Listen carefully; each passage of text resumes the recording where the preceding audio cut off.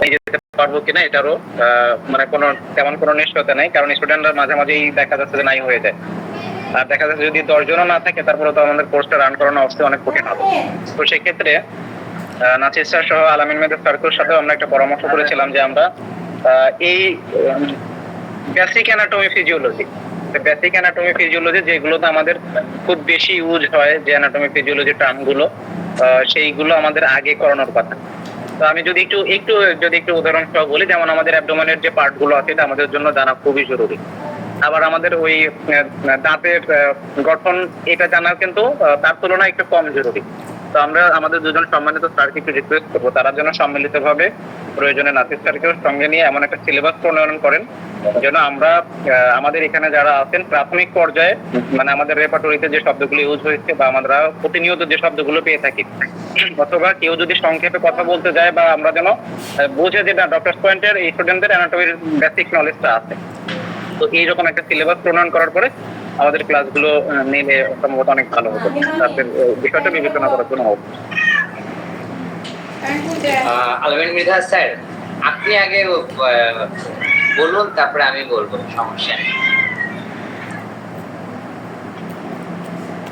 জি আলহামদুলিল্লাহ। বিষয় হচ্ছে যে আমাদের অ্যানাটমি ফিজিওলজি সাবজেক্ট নিয়ে আপনি, আমি এবং নাসির স্যার বসে আমরা ইন্টারনালি এটা একটু আলোচনা করে নিলে ভালো হয়। হ্যাঁ, আজকে রান করেন ক্লাস, পরবর্তীতে আমরা এটা বসে নিয়ে ঠিক করে নেব। ঠিক আছে। আমার মনে হয় আপনারা অলরেডি জানেন আমি কোন বিষয়টা নিয়ে আলোচনা করব আজকে। আমার মনে হয় আপনারা বিষয়টা একটু পড়েছেন। আপনারা পড়েছেন কারা কারা, একটু কাইন্ডলি হ্যান্ড রেজ করবেন।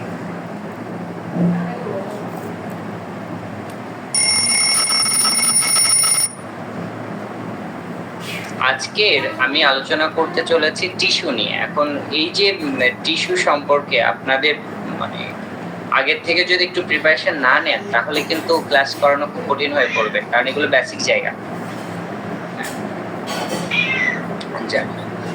যারা যারা হ্যান্ড রেজ করেছেন তাদেরকে আমি সাধুবাদ এবং ধন্যবাদ জানাচ্ছি, কারণ আপনারা যে কয়জন হ্যান্ড রেজ করছেন তারা আগামী দিনে নিজেদেরকে সেই পর্যায়ে দেখতে পাবেন।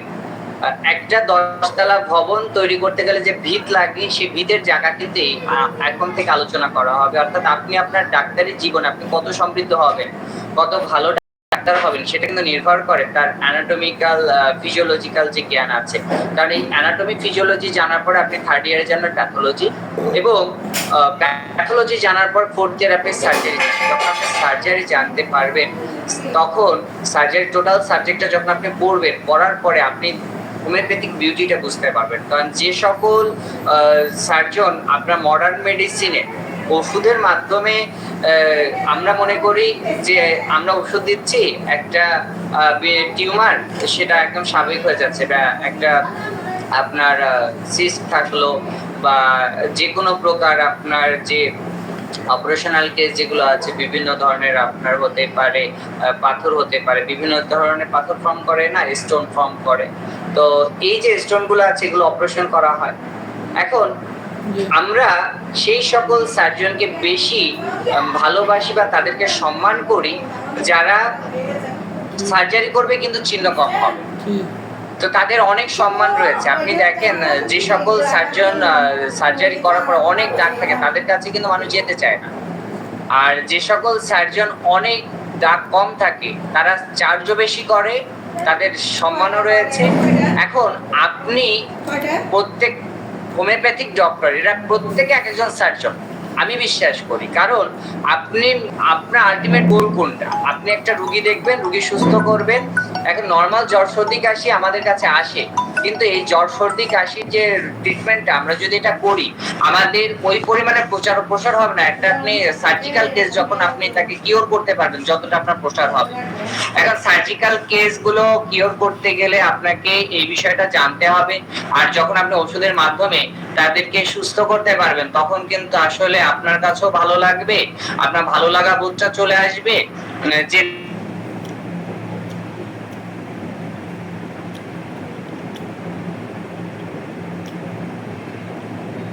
ভালো দাও না বলো দাদা মোবাইল দাও মোবাইল দে অনেক প্র্যাকটিশনার রয়েছেন যারা প্র্যাকটিস করছেন, তারা দ্বিতীয়বার নিজেদেরকে একটু ঝালিয়ে নিতে চাচ্ছেন যে না আসলে আমাদের আরো একটু কি করা উচিত, নিজেদেরকে তথ্যে সমৃদ্ধ করা উচিত। যার কারণে এখানে কিছু তথ্য থাকবে প্র্যাকটিশনার ওরিয়েন্টেড, টোটালি যারা নিউ কামার স্টুডেন্ট আছে তাদের জন্য। তো আমি প্রথমেই বলবো আমার বিগত ক্লাস যারা করেছেন তারা সকলে জানেন, আর যারা আমার আজকে প্রথম ক্লাস করছেন তাদের জন্য বলছি যে আমি যে টপিকটা আলোচনা করব আমার প্রথম বলা থাকে যে আপনারা এই টপিকটার সম্পর্কে পড়বেন এবং আপনাকে 2 মিনিট বলতে হবে। এই যে যারা হ্যান্ড রেজ করেছেন, এই হ্যান্ড রেজ করা ব্যক্তিদের মধ্যে থেকে আমি একজন বা দুইজনকে আমি সুযোগ দিব, তারা বলবে প্রথমে তার ইংরেজিতে তার পরিচয়টা দিবে, পরিচয়টা দিয়ে আমাদের যে কাঙ্ক্ষিত যে বিষয়টা থাকলো, যেমন আজকে টিস্যু নিয়ে রয়েছে, তো টিস্যু ডেফিনেশনটা বলবে, সার্বিকভাবে সে যেটা বুঝেছে সেটা তিনি বলবেন। তো এভাবে আমরা বলবো এবং আমি আপনাদের বলার পরে কি করব, আমি ওভারঅল টিস্যু নিয়ে আলোচনা করে যাব। এই টিস্যুর ম্যাক্সিমাম ক্ষেত্রে আমাদের কোন কোন ডিজিজের ক্ষেত্রে কি ধরনের ওষুধ ব্যবহৃত হয় এটা একটা হিন্টস দিয়ে যাব। তো যাতে যারা প্র্যাকটিস করছেন তাদের জন্য এই বিষয়টা কাজেও লাগে, আর যারা নতুন আছেন তারা বিষয়টা যখন 3D মডেলে দেখানো হবে, আপনার প্রত্যেকটা পার্ট বাই পার্ট যখন আমি দেখাবো তখন আপনাদের জন্য এটা আমি মনে করি অনেক সহজ হবে। তো যারা যারা আজকে হ্যান্ড রেজ করেছেন তাদের মধ্য থেকে আমি প্রথমেই আপনাদের মধ্য থেকে ফারজান আফরোজ, আমি আপনাকে অনুরোধ করছি আপনি টিস্যু সম্পর্কে আপনি যা জানেন যা পড়েছেন আপনি সংক্ষেপে মূল বিষয়গুলো 2 মিনিটের মধ্যে বলুন। জি, আসসালামু আলাইকুম স্যার। শোনা যাচ্ছে? হ্যাঁ শোনা যাচ্ছে, আপনি বলুন। জি স্যার, টিস্যু আর স্নায়ুকলা, টিস্যু বা স্নায়ুকলা সেটা হচ্ছে যে আমাদের বডিতে যে উত্তেজক এবং অনুত্তেজক যে কোষের সমন্বয়ে গঠিত বিশেষ ধরনের কলা যাদের সমস্ত কার্যকলাপ সংগঠন, নিয়ন্ত্রণ ও সমন্বয় করে, এটাকে আমরা টিস্যু বা স্নায়ুকলা বলবো।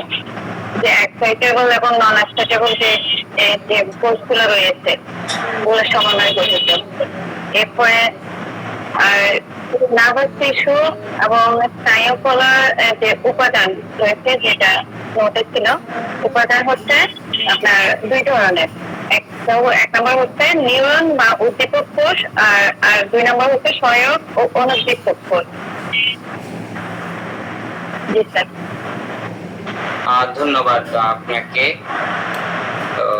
আপনি বলেছেন অ্যাকচুয়ালি আপনি কোন বইটা থেকে পড়েছেন, কাইন্ডলি আপনি রেফারেন্স গুলো দিয়ে দিবেন তাহলে। স্যার ওই যে আমাদের পিডিএফ লাইন করে দেওয়া আছে, মানে ক্লাসের লিংক দেওয়ার আগে একটা পিডিএফ দেওয়া হয়েছে আমাদেরকে, ওখান থেকে পড়েছি। খুব সুন্দর। ঠিক আছে, আসলে আপনারা যেটা দেয়া হয়েছে সেটা তো করবেন, কিন্তু আসলে আরো অনেক বই আছে, যেমন অ্যানাটমি ফিজিওলজি যে বইগুলো আছে সেগুলো আপনারা সংগ্রহ করবেন। আর আমি বলবো যে আস্তে আস্তে আপনার গ্রেস অ্যানাটমি, তারপরে বিডি 84 বিভিন্ন ডক্টর রয়েছেন যেগুলো আপনার ইংরেজিতেই বর্ণনা রয়েছে, সেগুলো আপনি একটু কাইন্ডলি পড়ার চেষ্টা করবেন। কারণ আপনি যত বাইরের যে ডক্টর রয়েছেন যেগুলো বাইরের দেশে বা আপনার মডার্ন মেডিসিন যারা প্র্যাকটিস করেন তারা যে বইগুলো ফলো করে, আপনি যদি সেই বইগুলো ফলো করতে পারেন তাহলে আপনার জন্য যেমন সুবিধা হবে আর অন্যান্যরাও সমৃদ্ধ হবে। তো আমি নেক্সট ক্লাসে থেকে আজকে যেমন ভাবে আপনারা প্রিপারেশন নিয়েছেন সেভাবে বলেন। তো আমি চেষ্টা করব আপনাদেরকে অথবা অ্যানাটমি ফিজিওলজি ক্লাসটা প্রথমে কিছু সময় ইংরেজিতে নেওয়ার জন্য, কারণ আমাদের মূল উদ্দেশ্য কি, আমি দেশ না দেশের বাইরেও রুগী দেখবো, তাহলে নিজেকে আজকে সমৃদ্ধ করতে হবে। তো আমরা যদি প্রথম থেকে একটু চেষ্টা করি তাহলে আমার দৃঢ় বিশ্বাস আপনারা এখান থেকে কোনো না কোনো ব্যক্তি দেশের বাইরেও রুগী দেখবেন এবং তারা প্র্যাকটিস করবেন। আপনি সেভাবে নিজেকে তৈরি করতে হবে। তো at first I ask what is the tissue and give me only 2 examples. There's a lot of students, I think this one Mahabubur Rahman, please tell me.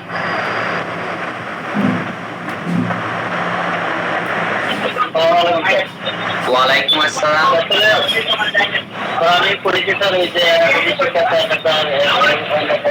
ফান্ডের বই থেকে এখানে একটু সংখ্যাটা দেওয়া নাই, তারপর গার্মেন্টেরও আছে।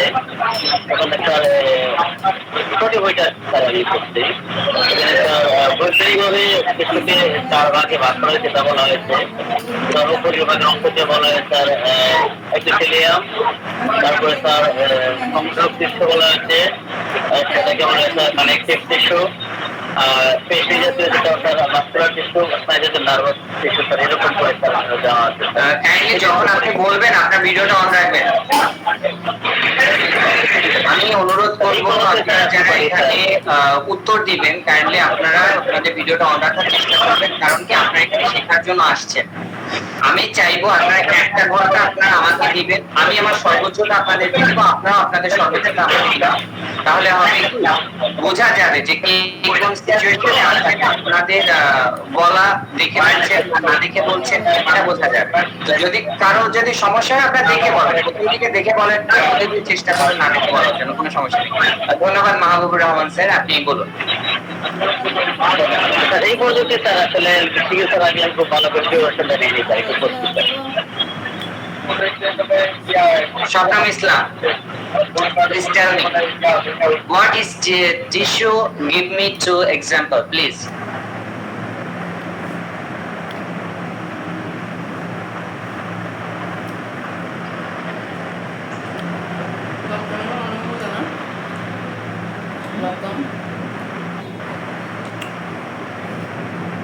Can you hear me?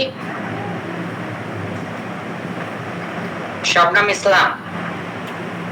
G sir, আসসালামু আলাইকুম স্যার। ওয়ালাইকুম আসসালাম।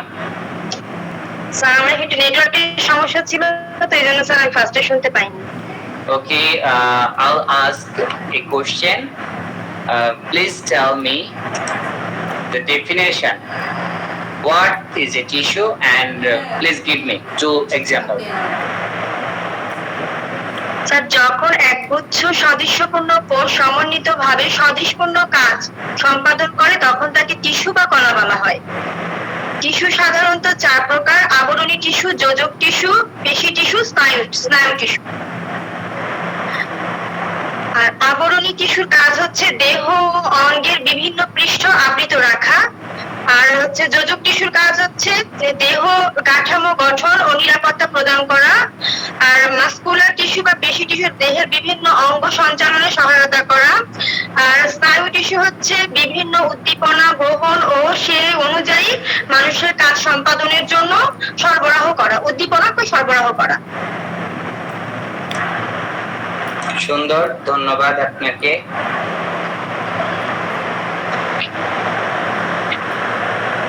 এরপরে ঠিক আছে, আমার মনে হয় আমি আজকে আর আপনাদেরকে কাউকে এখন জিজ্ঞাসা করছি না। তো আমার মনে হয় আপনারা কিছুটা বুঝতে পেরেছেন বা ধারণা পেয়েছেন। এখান থেকে কিছু ব্যক্তি পড়াশোনা আমার মনে হয় সবাই করেছেন, অনেকেই হ্যান্ডেস করেনি, যেহেতু প্রথমবার তো সেই জন্য হয়তো বা আপনারা অনেকেই হ্যান্ডেস করেনি। তো আমি চাইবো এখানে যে 44 জন আছেন তার মধ্যে থেকে ম্যাক্সিমাম আপনারা প্রত্যেকে একটু যে বিষয়টা নিয়ে আলোচনা করা হবে সেই বিষয়টা আপনারা পড়ে আসবেন। এখন এই যে টিস্যু গতানুগতিক ভাবে আমি চাচ্ছি না আপনাদেরকে পড়ানোর জন্য সিলেবাসে যেভাবে আছে, আমি চাচ্ছি একটু অন্যভাবে করাতে। এখন আমি 3D মডেলের মাধ্যমে, আমার মনে হয় আপনারা প্রত্যেকে 3D মডেলটা দেখতে পাচ্ছেন, দেখা যাচ্ছে? আপনারা একটু আমাকে বলবেন দেখা যাচ্ছে কি মডেলটা? আমরা কি দেখতে পাচ্ছি? একজন বললেন এখানে কি দেখা যাচ্ছে?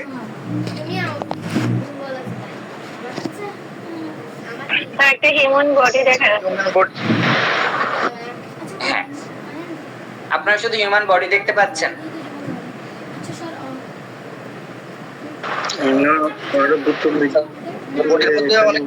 আছে হয়তো, কিন্তু ওটা বোঝা যাচ্ছে না। ঠিক আছে, আমি একটু বর্ণনা করি। দেখেন এই যে মডেলটা দেখতে পাচ্ছেন, এই মডেলের মধ্যে মূলত tissue types in the body, আমার শরীরে একটা বডির মধ্যে যত প্রকার টিস্যু থাকে সেই বিষয়গুলো কিন্তু এখানে আমরা দেখতে পাচ্ছি। কিন্তু আমাদের সঠিক জ্ঞান না থাকার কারণে আমরা বুঝতে পারি না কোনটা কোন টিস্যু। তো ধরেন এপিথেলিয়াল টিস্যু সারফেস, তাহলে আমাদের এপিথেলিয়াল টিস্যু কি হচ্ছে আমাদের সমগ্র শরীরে যদি আমরা বর্ণনা করতে হয়, তাহলে আমাদের আপনারা বলতেছেন না যে আমার রেপার্টরি করতে গেলে বুঝতে হবে, তাহলে ব্যাখ্যাটা একটু অন্যভাবে বুঝতে হবে বা শিখতে হবে। তাহলে আমার এটা হচ্ছে স্কিন, আমি এই যে শরীরটাকে পাচ্ছি এটা কি বলা হচ্ছে স্কিন।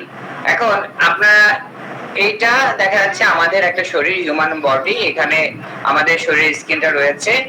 এখন এটা আমাদের শরীরের বাইরে রয়েছে। এখন আমাদের মেডিকেল টার্মিনোলজি অনুসারে যখন আমরা স্কিনে বর্ণনা করব বা আমাদের যখন আমরা বর্ণনা করব একটা টিস্যু যখন আমরা দেখব, তাহলে টিস্যুর মধ্যে আমাদের এই টিস্যুটা থাকে কোথায়? মাংসপেশির উপরে থাকে।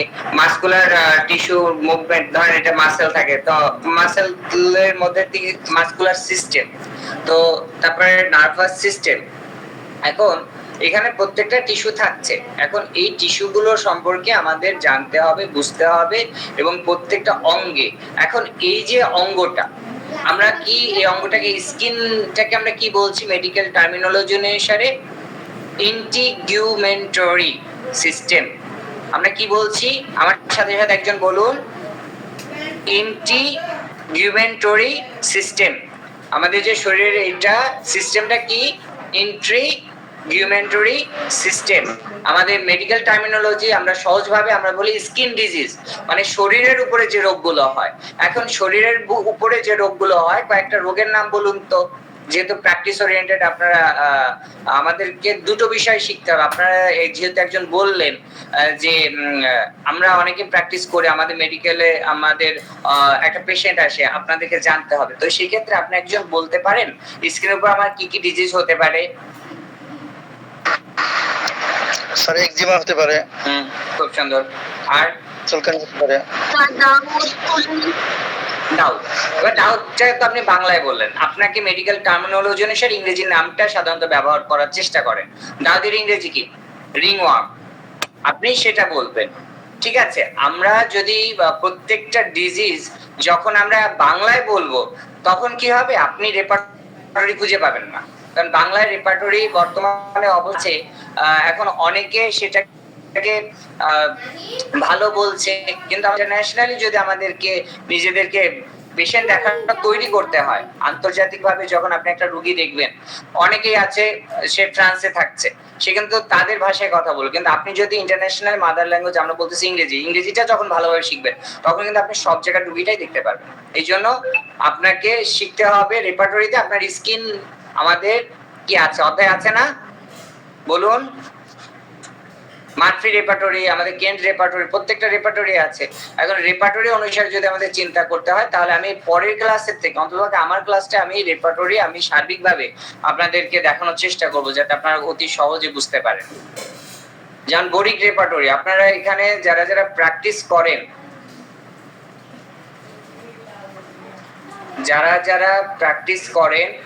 কাইন্ডলি একটু হ্যান্ড রেজ করবেন যারা যারা প্র্যাকটিস করেন। আমি দেখতে চাচ্ছি এখানে প্র্যাকটিশনার বেশি না স্টুডেন্ট বেশি, সেই জন্য। যারা রোগী দেখেন,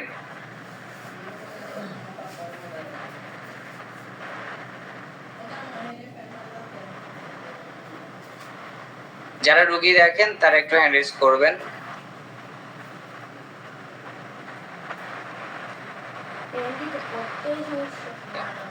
দুজন, ডক্টর চিরঞ্জীব মণ্ডল এবং এমডি সাইফুল ইসলাম। আমাদের আলামিন মিডিয়া স্যার তো তিনি প্র্যাকটিস করেনি, এটা বলার প্রয়োজন রাখে না, কারণ আমি স্যারকে অনেক ভালোভাবে চিনি, সবাইকে চিনি না, যার কারণে আমি আপনাদেরকে বলছি।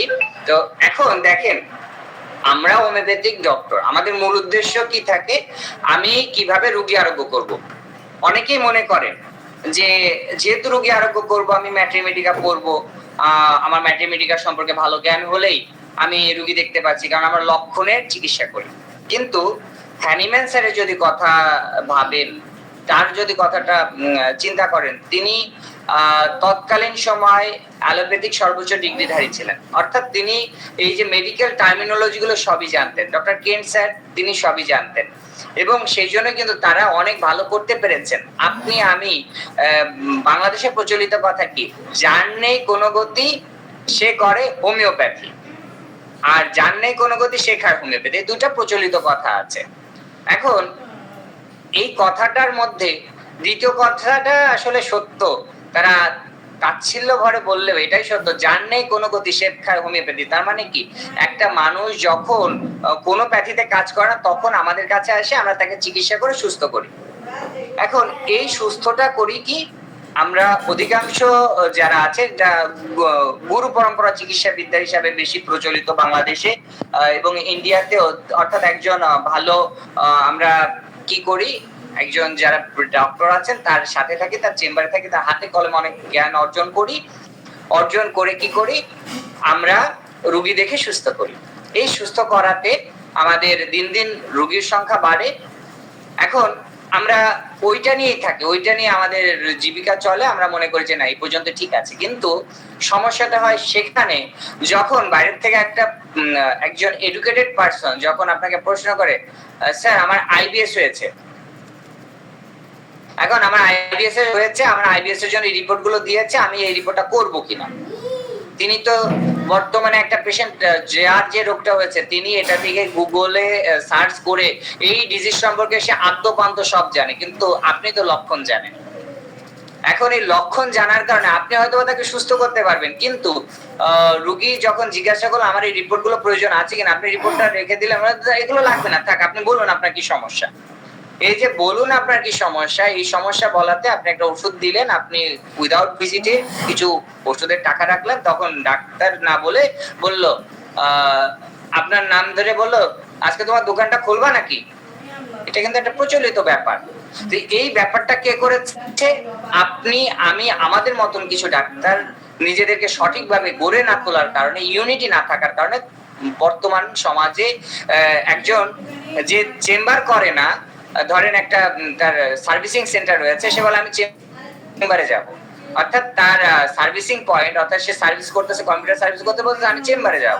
আর একজন ডাক্তার যিনি ওষুধ কি করেন, প্রেসক্রিপশন করেন, প্রেসক্রাইব করেন, আপনার কাজ হচ্ছে ওষুধ প্রেসক্রাইব করা।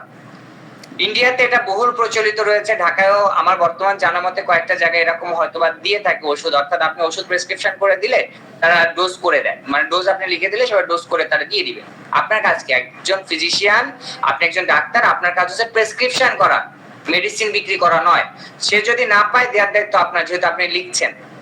এখন এই লেখার জন্য, আপনার বোঝানোর জন্য আপনাকে কি করতে হবে, এই যে মেডিকেল অ্যানাটমি গুলো আপনাকে অ্যাকুরেট, আপনার মনে অ্যাকুরেট ভাবে থাকতে হবে। আমার ইন্টিগুমেটরি সিস্টেম বলতে কি বোঝানো হয়, আমার এই ত্বকটাকে বোঝায়, আমার বাহ্যিক আবরণটাকে বোঝায়। এরপরে আমরা যখন এই বিষয়টা বুঝবো, এরপরে আমরা চিন্তা করব কি আমাদের এপিথেলিয়াল টিস্যু। এপিথেলিয়াল টিস্যু কোথায় থাকে, আপনারা কেউ একজন বলতে পারবেন এপিথেলিয়াল টিস্যু কোথায় থাকে? এপিথেলিয়াল টিস্যু কাকে বলে আগে সেটা বলুন, একজন বাংলায় বলুন, এপিথেলিয়াল টিস্যু কাকে বলে? শ্বাসযন্ত্রের আবরণী কলাতে থাকে স্যার। আবার বলুন। অন্ত্র এবং শ্বাসযন্ত্রে থাকে। হ্যাঁ, এই এখানে কি দেখতে পাচ্ছেন? অন্ত্র দেখা যাচ্ছে না? এখানে দেখেন, এটা কি দেখা যাচ্ছে? এটা অন্ত্র দেখা যাচ্ছে এবং আমার শ্বাসযন্ত্র, অর্থাৎ আপনারা যদি একটু ভালোভাবে দেখেন এখানে কিন্তু এটাই ভালোভাবে দেখা যাচ্ছে।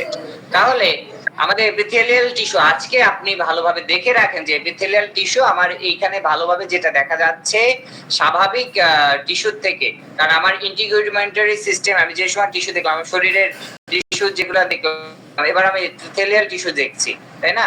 এখন এপিথেলিয়াল টিস্যুর আমাদের ইন্টারনাল ট্র্যাক্ট যদি আমরা দেখি, তাহলে আমি প্রথমে যদি আমার স্কিনটাকে দেখি, স্কিনটা আমি একটু আগে আলোচনা করে গেলাম, আমার ওভারঅল সকল টিস্যু রয়েছে। আমি বিস্তারিত না যাই, কারণ আপনাদেরকে আমি মনে করি পড়ে আসবেন, আমি যেভাবে দেখাতে যাচ্ছি এভাবে একটু বোঝার চেষ্টা করুন। তাহলে কি হলো, এটা হচ্ছে আমাদের এপিথেলিয়াল টিস্যু। এখন এপিথেলিয়াল টিস্যু যদি আপনাকে খুঁজতে হয় তাহলে আপনি ডাইজেস্টিভ সিস্টেমে খুঁজবেন। তাহলে আপনি যদি রেপার্টরিতে করেন আমার ডাইজেস্টিভ প্রবলেম বা ডাইজেস্টিভ জুসে কোনো প্রবলেম হচ্ছে, তাহলে সেখানে টিস্যু রেমেডি অর্থাৎ আমরা টিস্যু রিপেয়ার করতে পারি কিছু কমন মেডিসিন যদি আপনি জানেন, তাহলে কিন্তু আপনি ট্রিটমেন্টটা করতে পারবেন যদি আপনার অ্যানাটমিক্যাল ফিজিওলজিক্যাল জ্ঞান থাকে। তাহলে আপনি এটা আমরা দেখতেছি কি ডাইজেস্টিভ সিস্টেম দেখা হয়ে যাচ্ছে, এবং এর মধ্যে আমরা কি দেখতেছি এলিমেন্টারি ক্যানেল। এখানে এলিমেন্টারি ক্যালেন্ডার রয়েছে এবং এলিমেন্টারি ক্যানেল যেটা রয়েছে এটাকে আমরা বলতে পারি gastro intestinal tract. Gastro intestinal tract.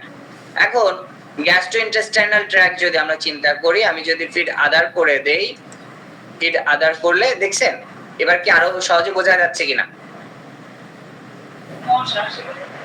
আপনারা কি দেখতে পাচ্ছেন? বুঝতে পারলাম। এরপরে আমার স্কিন লেয়ার, যেহেতু আমাকে স্কিন জানতে হবে, স্কিনের লেয়ার গুলোকে বুঝতে হবে। আমরা স্কিনটাকে ক ভাগে ভাগ করি কাইন্ডলি একজন বলুন।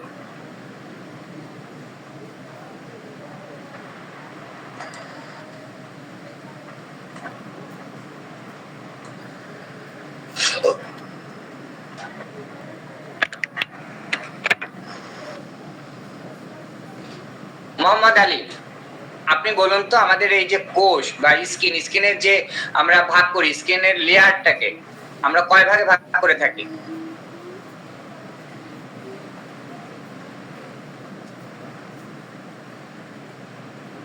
তার খেয়াল হচ্ছে না। খেয়াল হচ্ছে না। নেক্সট টাইম আপনি একটু আপনাদের মধ্যে থেকে যিনি বলতে পারবেন তিনি হ্যান্ড রেজ করুন। স্যার ডার্মিস, ইপিডার্মিস, আর একটা মনে নাই স্যার। সুন্দর, আপনি তাও দুইটা তো বলতে পেরেছেন, ধন্যবাদ আপনাকে। তিনটা কে বলতে পারবেন? হ্যান্ড রেজ করুন। মূলত তো তিনটা, আপনার তিনটা একজন বলুন। হ্যাঁ sir hypodermis, skin, epidermis, dermis আছে হাইপোডার্মিস। খুব সুন্দর, ধন্যবাদ, থ্যাংক ইউ। এখন এই যে আমরা তিনটা ভাগ দেখলাম, এবার আমরা যদি স্কিনের লেয়ারটাকে যদি বুঝি তাহলে আমার প্রথমে হচ্ছে এপিডার্মিস। দেখা যাচ্ছে?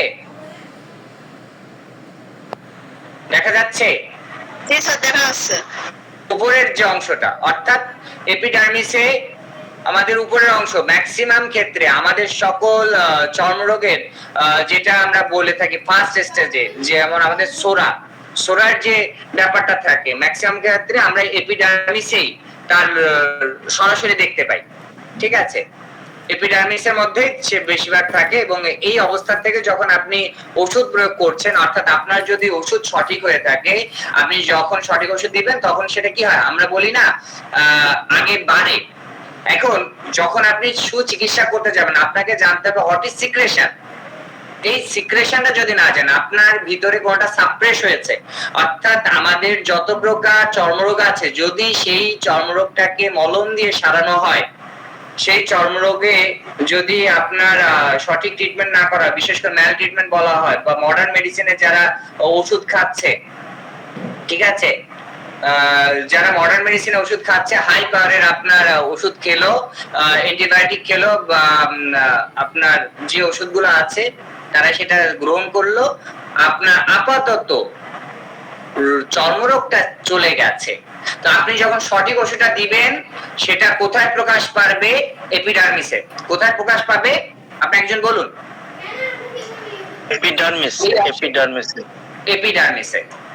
এপিডার্মিসে অংশটায় প্রকাশ পাবে। যখন সেটা একটু ধরেন আপনার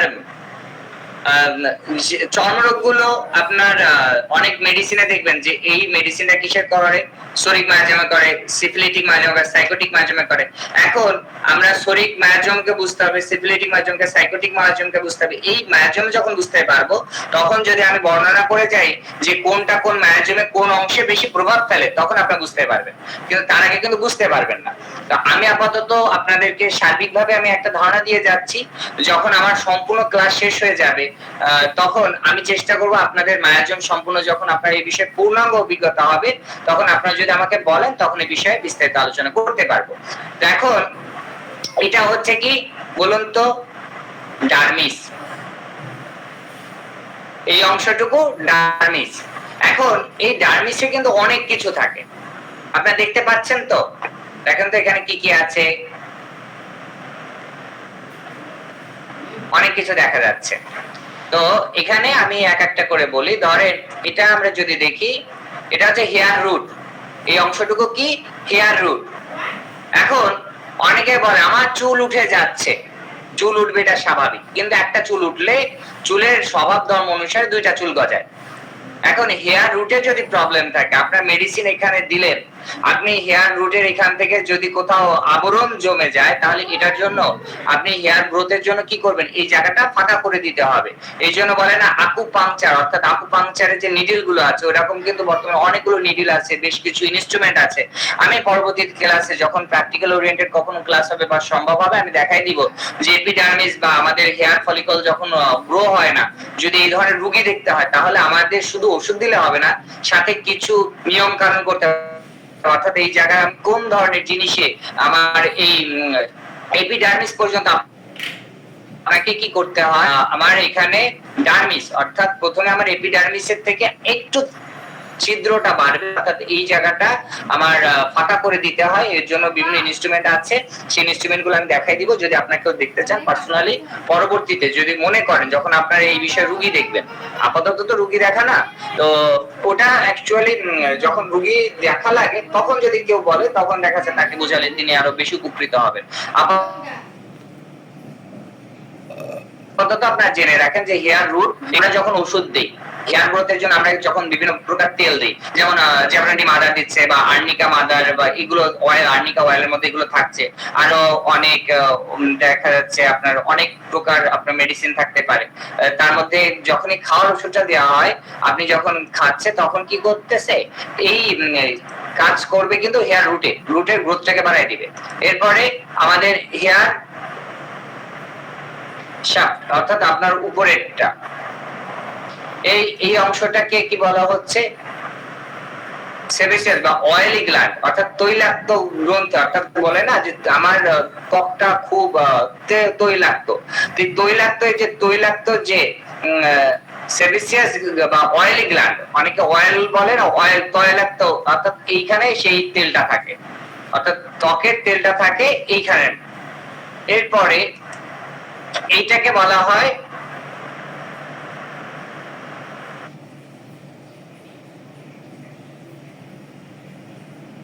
Meissner's corpuscles. মাইসনারিস কর্পাসেস। আপনারা এই যে উচ্চারণগুলো আপনারা যাবেন মেডিকেল টার্মিনোলজি, যে কোনো আপনারা সব থেকে ভালো হয় আপনারা যখন একটা ডিকশনারি নেবেন, এই অর্থগুলো আপনারা ক্লিক করবেন এবং পড়বেন তখন। অর্থাৎ আমরা যখন স্কিনের আমরা কি করতেছি, ক্রস সিলেকশন, অর্থাৎ এটাকে যদি কাটা হতো, মানে যদি আমরা কাটতাম ক্রস ভাবে, যখন কাটা আমাদের সি সেকশন, অর্থাৎ আমরা সিজারেশন সেকশনে কি প্রত্যেকটা অংশ কেটে কেটে দেখায়। তো আমাদের অ্যানাটমি ফিজিওলজি প্র্যাকটিক্যালি উচিত কি এই অংশগুলো কেটে দেখালে এই অংশগুলো কিন্তু তারা বুঝাতে পারতেন, কিন্তু আমাদের সেই সুযোগটা না থাকার কারণে আমরা এখন 3D মডেলের মাধ্যমে আপনাদেরকে দেখানোর চেষ্টা করছি। আপনারা যদি এগুলো ভালোভাবে দেখেন তাহলে বুঝতে পারবেন। এখানে কি থাকছে, ডার্মিস প্যাপিলারি, তাহলে এইটা ডার্মিসের উপরের অংশ, ডার্মিস প্যাপিলারি উপরের অংশ বলা হচ্ছে। আর এই যে দেখতে পাচ্ছেন এটা হচ্ছে ঘর্মগ্রন্থি, এখান থেকে সোয়েট গ্ল্যান্ড, অর্থাৎ তার ঘামটা এখান থেকে বের হয়। যখন আমরা খুব ঘাম হচ্ছে, আপনি মার্কসল ওষুধটা প্রয়োগ করছেন, মার্কসল ওষুধটা কোথায় কাজ করে? ঘর্মগ্রন্থির উপর খুব ভালো কাজ করে, তাহলে সোয়েট গ্ল্যান্ডের উপর তার কার্যকারিতা রয়েছে। এই যে কার্যকারিতা রয়েছে বিধায় কিন্তু সেটা ঘামটাকে নিয়ন্ত্রণ করতে পারছে। ল্যাকটিক অ্যাসিড আপনার এটাকে নিয়ন্ত্রণ করতে পারছে, ঘামকে নিয়ন্ত্রণ করতে পারতেছে। মাইজমেটিক সকল ওষুধ ঘামটাকে নিয়ন্ত্রণ করতে পারছে। তাহলে এই বিষয়গুলো আমরা জানবো। এবং দেখেন এখানে খুব সুন্দরভাবে লাল যে রং রয়েছে আর নীল রং রয়েছে। আপনারা কি বলতে পারবেন এর মধ্যে শিরা ধমনী কোনটা? লালটা কি শিরা না ধমনী? আপনাকে বলুন তো। লালটা ধমনী। লালটা ধমনী। ধমনী ইংরেজি কি? আর্টারি। ঠিক আছে, ধন্যবাদ। আর নীলটা কি? Sir vein. ধন্যবাদ। তাহলে আপনারা যখন প্র্যাকটিক্যালে কোনো কিছু দেখতে চাইবেন তখন আমরা আর্টারি ভেইন, আমাদের মেডিকেল টার্মিনোলজি আমি শিরা ধমনী বললে তো হবে না, আপনাকে বলতে হবে আর্টারি। কোথায় হয়েছে আপনার ব্লকেজটা, কোথায় হয়েছে? আর্টারিতে হয়েছে না ভেইনে হয়েছে। আপনার থ্রম্বোসিস বা সাইটোপেনিয়া বিভিন্ন আপনার ডিজিজে আসছে না, সেই ডিজিজে আমরা ব্লক হচ্ছে, তাহলে থ্রম্বোসিস হচ্ছে। তারপর আপনার ভাস্কুলার ডিজিজ, বিভিন্ন ধরনের যে রোগগুলো হয়ে থাকে, আমরা যত প্রকার ভেরিকোজ ভেইন, তাহলে ভেরিকোজ ভেইনের যে রোগটা হচ্ছে, তাহলে ভেইন কোনটা আমরা যখন দেখবো? ভেইন মানে হচ্ছে কি বলুন, আবার আরেকজন বলুন, ভেইন মানে কি? শিরা। শিরা। তাহলে আমি যখন বলি ভেরিকোজ ভেইন, তাহলে এটা কিসের রোগ? শিরার রোগ। এবার শিরার উপরে ভালো মেডিসিন কোনটা কাজ করে? হাইপেরিকা, আর্নিকা, এগুলো কিন্তু শিরার পরে কাজ করে, রাস্টক্স, এই মেডিসিন গুলো কাজ করে। তাহলে আপনি যদি এভাবে পড়েন যে আমার ভেরিকোজ ভেইন রয়েছে, তাহলে ভেরিকোজ ভেইন শিরার, তাহলে এইখানে শিরা এবং ধমনী, তাহলে আমার এই বিষয়গুলো যখন আপনার এই সামান্য বিষয়গুলো যখন মনোযোগ দিবেন তখন কিন্তু আপনাদের পড়াশোনাটা খুব সুন্দর হবে। এরপরে এই যে অংশটুকু দেখতেছেন, এটাকে বলা হচ্ছে কি? এটাকে বলা হচ্ছে ফ্যাট বা চর্বি। এই যে হলুদ অংশটা বলে না চর্বি বেড়ে গেছে, তো ফ্যাট বেড়ে গেছে বা ফ্যাট কাটার, অর্থাৎ ফ্যাট কাটার বলে মানে এই অংশটা কেটে যায়। আপনি যখন একটা রোগীর অনেক ওজন বেড়ে গেছে তখন আপনি যাই করেন না কেন তাকে অটোফেজি দিতে হবে। অটোফেজি দিলে যখন তার শরীরের কাজ বাড়বে তখন অটোমেটিক এই ফ্যাট গুলো আমাদের শরীর কাটতে থাকবে। এইটুকু কিন্তু শরীরের খাবার হিসাবে কিন্তু সে এখান থেকে ফ্যাট গুলো কেটে শরীর কিন্তু তাকে কি করে? শক্তি যোগান দিতে থাকে। এই বিষয়ে আপনাদেরকে আস্তে আস্তে বুঝতে হবে। এরপরে আমার হাইপোডার্মিস, তাহলে এই অংশটা হচ্ছে হাইপোডার্মিস। যখন ক্যান্সার হয়ে যায় তখন সেটা হাইপোডার্মিস পর্যন্ত আক্রান্ত করে ফেলে। একটা যখন ক্যান্সার হয় তখন সেটা শুধুমাত্র এপিডার্মিস ডার্মিসে আক্রান্ত হয় না, সেটা হাইপোডার্মিস পর্যন্ত আক্রান্ত হয়ে থাকে, হাইপোডার্মিসকেও অ্যাটাক করে থাকে। তাহলে আপনাকে জানতে হবে যখন আমার কোন জায়গা পরীক্ষায় যদি আমি ডার্মিস পাই, এপিডার্মিস পাই, তাহলে যদি তারা বলে সিএ কার্সিনোমা হয়েছে তাহলে বলবে আপনি জেনে রাখেন, যদি এখানে সেকেন্ড গ্রেড থাকে আপনি দেখলেন যে না আমার এপিডার্মিস হয়েছে, তার মানে কি আমার এটা ফার্স্ট স্টেজে আছে, তখন ক্রস চেকিং আপনি করতে পারবেন। আপনার সেকেন্ড স্টেজে আছে না থার্ড স্টেজে আছে, তখন কিন্তু আপনার পুরো স্বচ্ছ ধারণা থাকবে। আপনাকে যদি কেউ বোঝায় যে না এটা সারবে না, আনকিউরেবল, এটা সারবে না, ক্যান্সার হয়েছে, তুমি না মানে তাকে ভয়ে আত্মহত্যা করে ফেলে, তাহলে আপনি তাকে বোঝাতে পারবেন যে না এখানে আপনি তাকে সারাতে পারবেন, সুস্থ হয়ে যাবে, কারণ আপনি জানেন এটা হাইপোডার্মিসে কি করেনি, এখনো আক্রান্ত হয়নি, অর্থাৎ সে সেকেন্ড গ্রেড অবস্থায় আছে। এখনো আমাদের সুযোগ আছে অনেক, আমরা চেষ্টা করলে এবং তাকে কিছু নিয়ম কানুনে বেঁধে দিলে তাহলে সে সুস্থ হয়ে যাবে। এরপর হচ্ছে কানেকটিভ টিস্যু। কানেকটিভ টিস্যু কাকে বলে?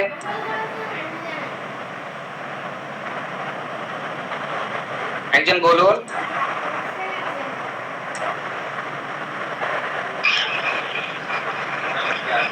স্যার আসসালামু আলাইকুম স্যার।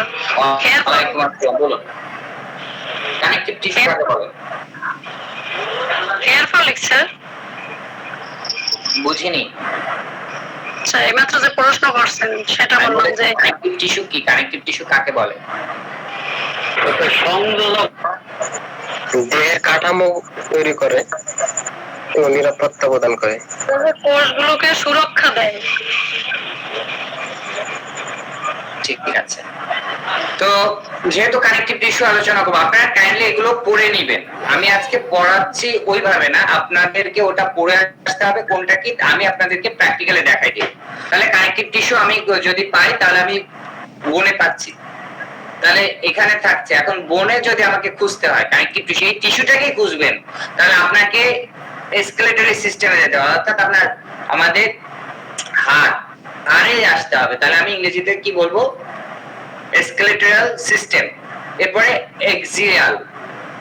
এক্সিয়াল, তারপরে আমার ভার্টিব্রাল কলম, তারপরে আমার আসতে হবে কোথায়?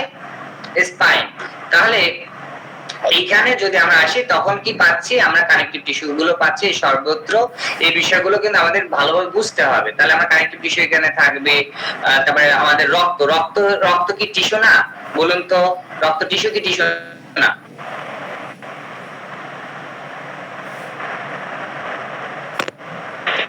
জি স্যার, টিস্যু। টিস্যুর পক্ষে কে কে আর টিস্যু নার পক্ষে কে কে বলুন?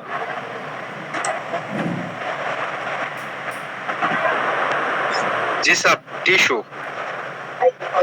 আলামিন মির্জা স্যার, আপনি কাইন্ডলি হ্যান্ড রেজ করবেন না, কারণ আপনি অনেক ভালো জানেন। আপনি এখানে আপনার এই প্ল্যাটফর্ম আপনি মনে করি না আপনি উত্তর দিবেন, কারণ আমার যদি কোনো ত্রুটি হয় অবশ্যই আপনি সেটা ধরিয়ে দিবেন। পার্সোনালি আমি আপনাকে বিশেষভাবে অনুরোধ করব স্যার, কারণ আপনার অভিজ্ঞতা অনেক দিনের। আমার সবেমাত্র ফিজিওলজি অ্যানাটমি ক্লাস নিচ্ছি, তো যার কারণে যদি কোনো ত্রুটি আপনার মনে হয় আপনি অবশ্যই আমাকে জানাবেন। পার্সোনালি আমি নিজেকে সংশোধন করে নিব, বা আপনার যদি কোনো পরামর্শ থাকে আপনি বললে আমি সেভাবে নিজেকে আরো সমৃদ্ধ করব তথ্যে।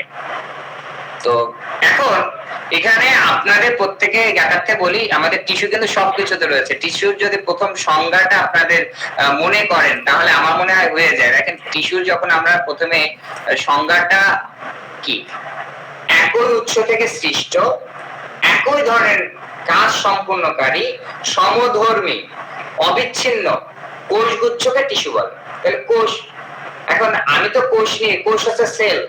এখন সেল নিয়ে তো এর আগের দিন আলোচনা করেছি। এখন টিস্যু সৃষ্টির মূল কারণ কোষের শ্রমবিভাগ। আমি যে কাজ করব এটা ভাগ করার জন্য, এই কাজটা সঠিকভাবে করার জন্যই কিন্তু আমাদের টিস্যু রয়েছে। তাহলে সেল থেকে টিস্যু হচ্ছে।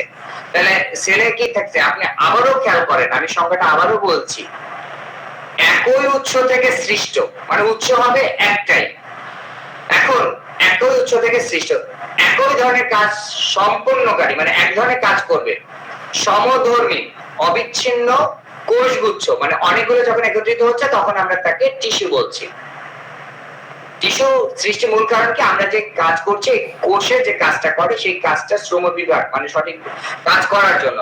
এখন টিস্যুকে মূলত আমরা দুভাগে ভাগ করতে পারি, একটা হচ্ছে ভাজক টিস্যু, স্থায়ী টিস্যু, যেটাকে বলা হচ্ছে মানে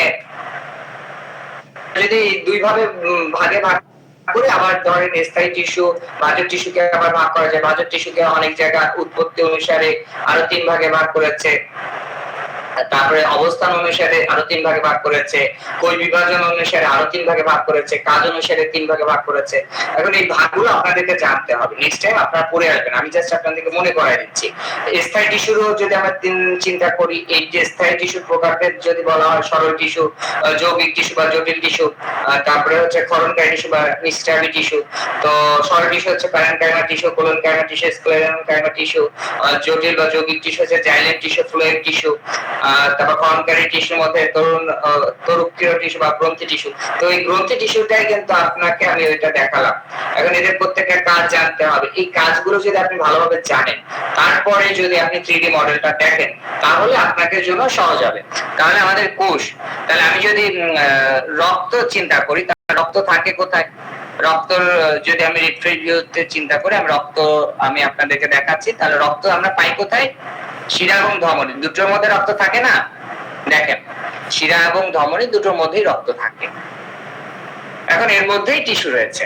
যদি আমি এটাকে ফেড আদার করে দিই, তাহলে দেখেন এই যা কিছু দেখতেছেন এর মধ্যেই রয়েছে কি, আমাদের ব্লাডের যত প্রকার টিস্যু রয়েছে, যেটা এর মধ্যেই রয়েছে।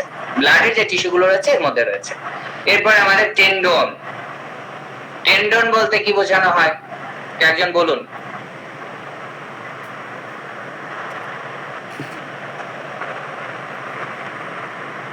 এটা হচ্ছে টেন্ডনস। বলুন তো, বাংলা বলুন।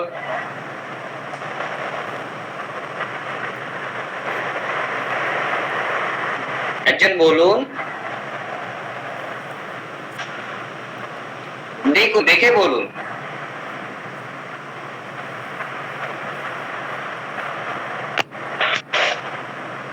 স্যার, হাড় এবং মাসেলের সংযোগ।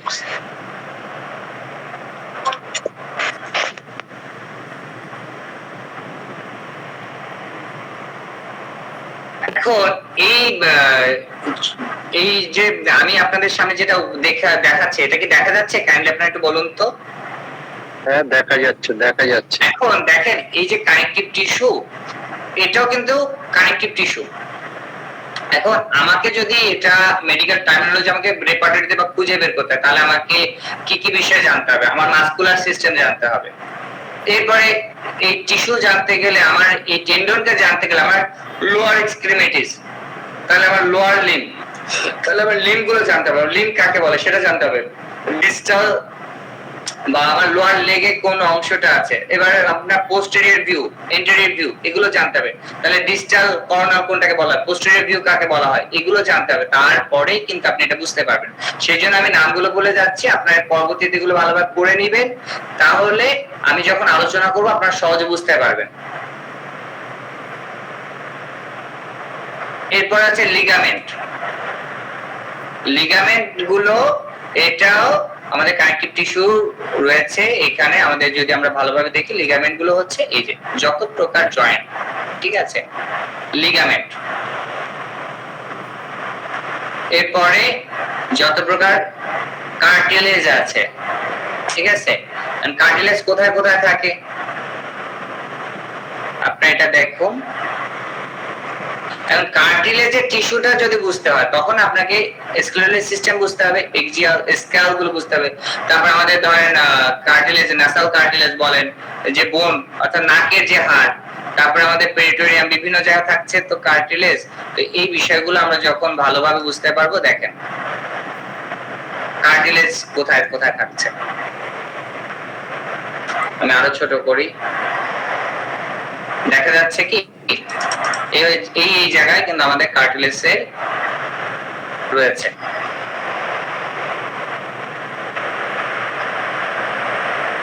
দেখতে পাচ্ছেন? এই যে দেখা যাচ্ছে কি?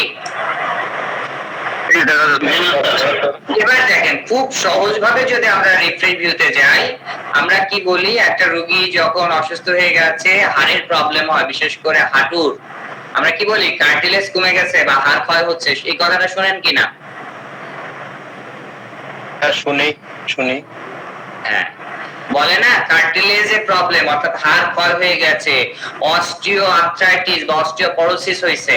তো অস্টিও আর্থ্রাইটিস এবং অস্টিওপরোসিস হলে সবথেকে যেটা সমস্যা হয় সেটা কার্টিলেজে হয়। কোথায়? হাঁটুর আমরা চিন্তা করি, কিন্তু শুধুমাত্র কি আমাদের হাঁটুতে কার্টিলেজ রয়েছে? বলুন, আজকে আপনারা ভালোভাবে দেখেছেন, শুধু হাঁটুর কার্টিলেজের কথা আমরা জানি। কার্টিলেজ কোথায় থেকে? আমরা মনে করি হাঁটুতে রয়েছে। আমার মনে হয় আজকের আগেও আপনারা অনেকে মনে করতেন কার্টিলেজ শুধু হাঁটুতে থাকে, ঠিক না ভুল? না, কার্টিলেজ নিতে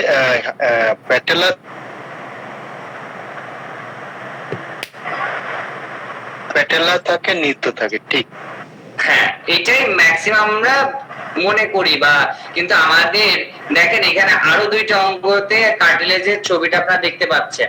এটাই কিন্তু আমি বড় করে একটু আগে দেখাচ্ছিলাম, যে আমাদের কার্টিলেজের সমস্যা যখন হয়, এই অংশটা কি আমরা কি এর আগে কখনো খেয়াল করে বলেছি?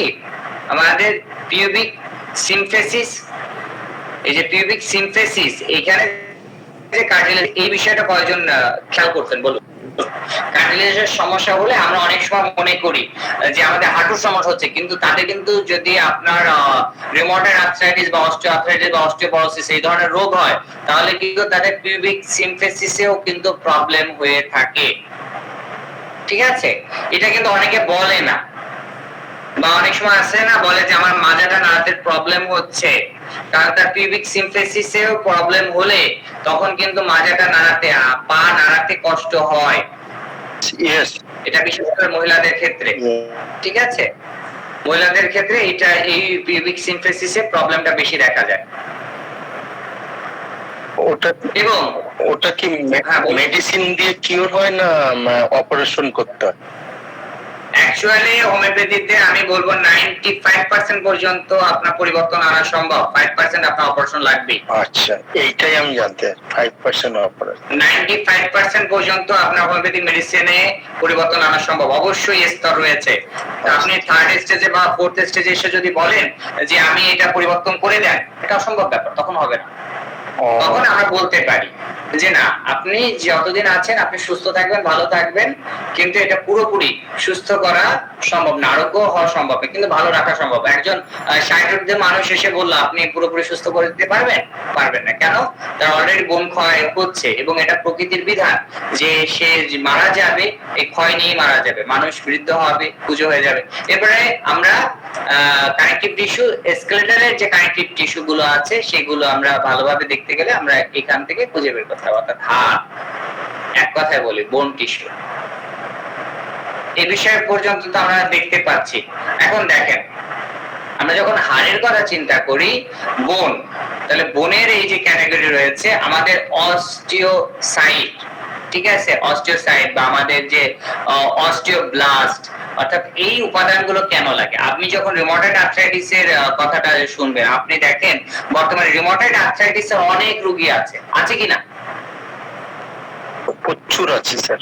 এই রিউমাটয়েড আর্থ্রাইটিসের রোগী দেখতে গেলে আপনাকে অস্টিওব্লাস্ট কি, অস্টিওক্লাস্ট কি, এগুলো ভালোভাবে জানতে হবে। স্পঞ্জি বোন কোনটা আক্রান্ত হচ্ছে এটা জানতে হবে। এই কয়েকটা বিষয় যদি আপনি না জানেন, অস্টিওসাইট কোনটাকে বলা হচ্ছে, এই বিষয়গুলো আপনাকে জানতে হবে। এগুলো যখনই জানবেন তারপর বুঝতে পারতেছেন যে যখন রিউমাটয়েড আর্থ্রাইটিস হচ্ছে তখন কোথায় আক্রমণ করতেছে, অস্টিওনে আক্রান্ত করতেছে। আপনি আমাদের হোমিওপ্যাথিক ওষুধের মধ্যে আপনি খুব ভালো রেসপন্স পেয়ে যাবেন কোথায়, বায়োটনিক যে ওষুধগুলো রয়েছে, বিশেষ করে আপনি বলেন ফিরামফস, ম্যাকফস, ক্যালিফস, ক্যালকেরিয়া ফস, এগুলো কিন্তু খুব ভালো কাজ করে। এখন লক্ষণ সাদৃশ্যে দেখবেন যে কোনো না কোনো খনিজ উপাদানের তার ঘাটতি হচ্ছে, সেই ঘাটতির জন্য আপনি যখন ওষুধগুলো দিবেন তার কিন্তু খুব দ্রুত আরোগ্য হবে। এই যেটা দেখতেছেন এটাকে বলা হয় অস্টিওন, এটাকে কি বলা হচ্ছে, অস্টিওন। এখন এই অস্টিওনটা কোথায় থাকে? হাড়ের মধ্যে থাকে। এটা হচ্ছে অস্টিওন, এটা কোথায়? হাড়ের মধ্যে থাকে, বা এটা হাড়ের অংশ আমরা যদি চিন্তা করি তাহলে এই যে অংশটাকে বলা হচ্ছে বোন ম্যাট্রিক্স। ম্যাট্রিক্স বলতে বোঝানো হয় বলুন?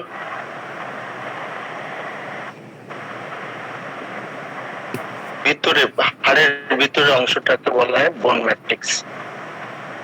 আমি শুধু ম্যাট্রিক্স বলেছি, বোন ম্যাট্রিক্স বলি না। ম্যাট্রিক্স বলতে আপনি কি বোঝেন?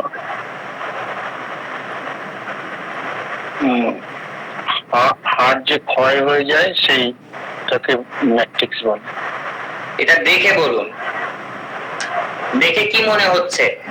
আসলে আমাদের সমস্যা হয় কি, আমরা এভাবে যদি না দেখি আমাদের মাথায় থাকবে না। আপনি অনেক পড়বেন কিন্তু আপনি মাথায় রাখতে পারবেন না, কিন্তু আপনি যখন দৃশ্যটা মনে থাকবে, এটা কি দেখতে পাচ্ছেন, এটা কি মনে হচ্ছে? এটা ছিদ্র ছিদ্র রয়েছে মানে চারিদিকে, এবং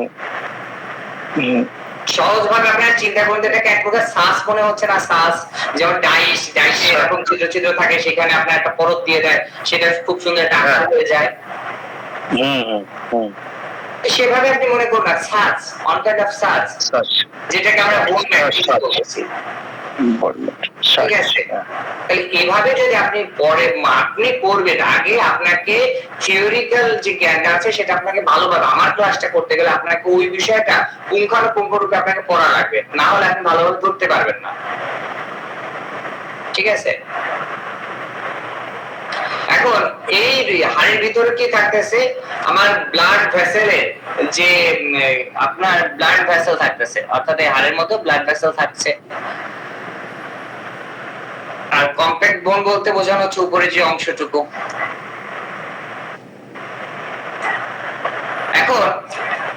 এখন মাসেল টিস্যু, মাসেল টিস্যুতে আমার মাসেল ফাইবার থাকতেছে, আমার নিউক্লিয়াস থাকতেছে।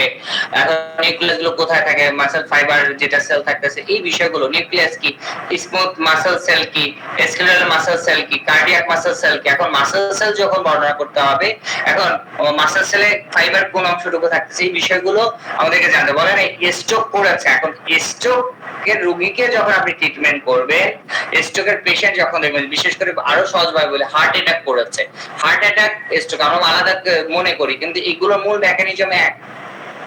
হার্ট অ্যাটাক, হার্টে ব্লক হচ্ছে, তাহলে এই যে হার্ট অ্যাটাক নাম শুনেন এমন তো কেউ নেই, কিন্তু হার্ট অ্যাটাক কেন হয়, কোন মাসেলের পরে এই অ্যাটাকটা হয়ে থাকে, সেটা আপনি ভালোভাবে কি করতে পারবেন, এই যখন আপনি মাসেল ফাইবার বা আপনি মাসেল টিস্যু গুলো ভালোভাবে জানবেন তখন কিন্তু এই বিষয়টা বুঝতে পারবেন। এবার দেখেন মাসকুলার সিস্টেম যদি আমরা দেখি, দেখেন আমরা যে হাঁটছি from hundreds of muscles that are responsible for moving structures and internal organs. Muscle tissue throughout the body facilitates body functions by changing shape and length. These contractions cause movements that facilitate body functions. Skeletal muscles move the body by responding to signals from the nervous system. Smooth muscles in many organs throughout the body respond to hormones and involuntary signals from the nervous system. They contract and relax to contain substances and move substances through the body. Cardiac muscle responds to involuntary signals from its own conduction system. Heartbeats are the heart muscle contractions that pump blood.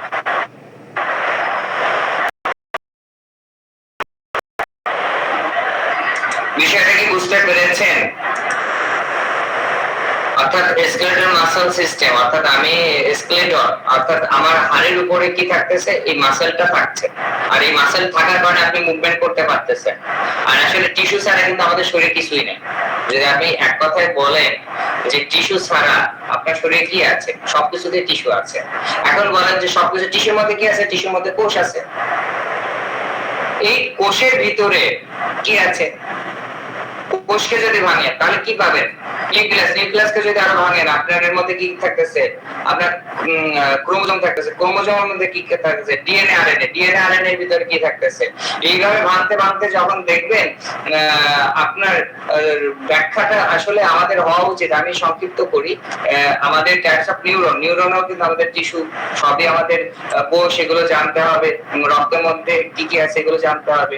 এই বিষয়গুলো আপনারা ভালোভাবে পড়বেন। দেখেন platelet, WBC যেটা white blood cell বলা হচ্ছে, red blood cell বলা হচ্ছে, হিমোগ্লোবিন, এই প্রত্যেকটা বিষয় আমাদেরকে ভালোভাবে জানতে হবে। কারণ এই বিষয়গুলো যদি আমি বিস্তারিত একটা বিষয় আলোচনা করতে চাই তাহলে কিন্তু একদিনে আলোচনা করা সম্ভব হবে না। কেন হবে না? কারণ একদিন আমি একটা ধারণা দিতে পারবো, কিন্তু প্রত্যেকটা টপিক কিন্তু আপনাদেরকে ভালোভাবে পড়ে আসতে হবে। যদি ভালোভাবে পড়ে আসেন তাহলে কিন্তু আপনারা আমার বিষয়গুলো আমি যেভাবে আলোচনা করতে যাচ্ছি আপনারা ধরতে পারবেন, না হলে কিন্তু আপনাদের বিষয়টা বোঝাটা বেশ কঠিন হয়ে যাবে। এখন আমি যে প্রথমে যে বিষয়টা কেবল বললাম যে আমাদের ওষুধটা কোথায় কাজ করতেছে, আমি কেন এইটা করবো বা আমি এই টিস্যুটা কেন জানবো। দেখেন আমি আবারও একটু শেয়ার করি, তারপরে আমি আবার একটু আলোচনা করি, বুঝতে পারবেন। এটা আমরা কি বলতেছি, সেল সাইকেল, অর্থাৎ সেল মানে কোষ, অনেকগুলো কোষ নিয়ে তো টিস্যু হচ্ছে, তাই না? এখন আমরা ওষুধ দিলে কি হয়, আমাদের পুরাতন কোষ মানে শরীরটা রিপেয়ার হচ্ছে, প্রতিনিয়ত রিপেয়ার হচ্ছে। যখন কোনো কোষ ক্ষতিগ্রস্ত হচ্ছে, কোনো রোগ, ভাইরাস, ব্যাকটেরিয়ার মাধ্যমে যখন আক্রান্ত হচ্ছে, আপনি সঠিক ওষুধ, সঠিক রেমেডিটা দিচ্ছেন, তখন ওইটা রিপেয়ার হয়ে যাচ্ছে। ওইটা যে প্রক্রিয়া হচ্ছে, যেখানে হচ্ছে সেটাই হচ্ছে টিস্যুতে হয়ে যাচ্ছে, আর সেটা করতেছে কি কোষে হচ্ছে। এখন কোষের ভিতরে যদি চিন্তা করেন, আপনার রেপ্লিকেশনটা হয় কোথায়, অ্যাডিনিন, থায়ামিন, সাইটোসাইনিন এবং গুয়ানিন, এই যে চার প্রকার, এটা কোথায় আছে, ডিএনএ এর মধ্যে রয়েছে। এখন ডিএনএ যে কোড, এখন ডিএনএ কি কাজ করে এই বিষয়গুলো যদি বুঝতে হয় তখন আপনাকে বুঝতে হবে কিভাবে আপনার ভালো, আপনার যদি মনে করেন যে আমরা জেনেটিক্স এর তথ্য পাই মেন্ডেলের থেকে, আমি মনে করি হোমিওপ্যাথিদের আজকে জানা উচিত যে আমাদের এই জেনেটিক্স এর মূল মানুষের মধ্যে যে বিষয়টা প্রথম বর্ণনা করেছিলেন সেটা কিন্তু আমাদের স্যামুয়েল হ্যানিম্যান স্যার, মেন্ডেলের আগে। তাহলে আপনি এই তথ্যটা জানেন না, অর্থাৎ মানুষের ক্ষেত্রে, অর্থাৎ মানবের ক্ষেত্রে যদি কেউ প্রথমে বর্ণনা করে থাকেন অ্যাপ্লাই মানে বাস্তবিক প্রায়োগিক ভাবে যদি কোন বংশগতির কথা কেউ বর্ণনা করে থাকেন, সেটা আমাদের স্যামুয়েল হ্যানিম্যান স্যার তার অর্গান অফ মেডিসিনে তিনি বর্ণনা করেছেন। এই বিষয়টা কিন্তু আমাদেরকে জানতে হবে, ঠিক আছে? তাহলে আমাদের কোষ বিভাজন হচ্ছে। আপনি যখন একটা ওষুধ দিচ্ছেন, আপনার ওষুধটা কাজ করছে কোথায়, এইখানে কাজ করছে, এর আরো গভীরে কাজ করছে। আপনার ওষুধটা এত সহজ না, কারণ আপনি স্থূল মাত্রায় দিচ্ছেন, আপনি তো সূক্ষ্ম মাত্রায় দিচ্ছেন। সূক্ষ্ম জিনিস চোখে দেখা যায় না, আমাদের ওষুধও চোখে দেখা যায় না, কারণ এই শক্তিকে চোখে দেখা যায় না। তাহলে এই বিষয়টা আমি বর্ণনা করতেছিলাম, প্রথম দিন আলোচনা করেছি কোষ বা সেল নিয়ে। তাহলে সেলের ভিতরে অর্গান, এই সেলগুলো একত্রিত হয়ে হচ্ছে টিস্যু, টিস্যুর থেকে হচ্ছে কি আমাদের প্রত্যেকটা জিনিস। এখন এই যখন আমরা একটা রোগী আসে আপনার রোগী আসে? রোগী আসে কি করে? আপনার একটা রোগী আসে তার পিতা মাতার থেকে, আসলে সে জন্মগ্রহণ করেই তো রোগ নিয়ে আসে। এটা আমরা যখন চিন্তা করবো, যখন আমরা ভালোভাবে Kant philosophy, Kant later writing পড়ি, যখন আমরা এগুলো পড়ি, তখন আমরা এই সম্পর্কে সঠিক ধারণা পাবো। The patient has the same disease he had when he was born. এই কথা কে বলেছেন? কেন্ট স্যার বলেছেন। কোথায় বলেছেন? কেন্ট লেজার রাইটিং এ বলেছেন। আপনার যখন কেন্ট লেজার রাইটিংটা পড়বেন তখন ভালোভাবে পড়বেন, তখন আপনি এই সকল কথা বুঝতে পারবেন। তাহলে একটা শিশু যখন জন্মগ্রহণ করছে তখন সে রোগ নিয়ে কিভাবে আসলো, এর বর্ণনাটা হয়ে গেছে কোথায়? Anatomy physiology. যখন মাইটোসিস এবং মিয়োসিস কোষ বিভাজন হচ্ছে, আমার পিতার মধ্যে থেকে যখন 23 জোড়া ক্রোমোজোম এবং আমার বাবা মা দুজনের থেকে যখন ক্রোমোজোম আমার মিলিত হয়ে কি হচ্ছে 46 জোড়া ক্রোমোজোম হচ্ছে, তখন কি হচ্ছে? একটা জাইগোট ফার্মেন্টেশন করতেছে।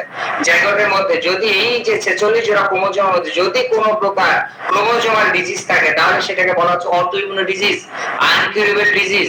এই ডিজিজের কোনো কি ট্রিটমেন্ট নেই। কিন্তু হোমিওপ্যাথিতে যেহেতু এখানে কাজ করে, আমাদের ঔষধে, আমাদের এই যে স্যার, আমাদের হ্যারিম্যান স্যার খুব সুন্দরভাবে বলেছেন ফার্স্ট চ্যাপ্টার 46 সিক কি, এই সিক যদি বুঝতে পারে, আর আমাদের প্রকৃত চিকিৎসাকে তিনি যেভাবে বর্ণনা করেছেন, আমরা যদি দুইটা চিকিৎসা, একটা চিকিৎসা অনুসারে আমি আমার সকল রোগকে সারাতে পারবো, আর একটা বিষয় যদি আমি খুব গভীর বা মায়াজকে যদি জানি, যদি আমি বংশগতিকে জানি, যদি আমি জেনেটিক্স কে জানি, যদি সেটা জেনে যদি ওষুধটা জেনেটিক্স এর উপর প্রয়োগ করতে পারি, তাহলে জেনেটিক কোডকে ডিকোড করে সেটাকে পরিবর্তন করতে পারবে।